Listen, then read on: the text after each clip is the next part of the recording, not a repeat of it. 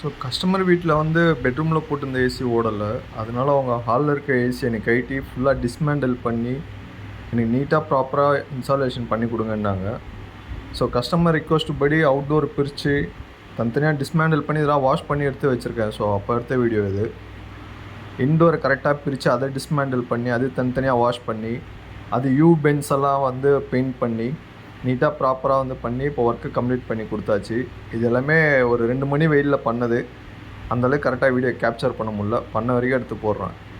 Okay, இந்த மாதிரி உங்களுக்கு டிஸ்மேண்டில் சர்வீஸ் பண்ணி அண்டு இன்டோரில் வந்து பேண்ட் லீக் ஆகாமல் இருக்க ஸ்ப்ரே பண்ணணுன்னு நினச்சிங்கன்னா கால் பண்ணுங்கள். தேங்க்யூ.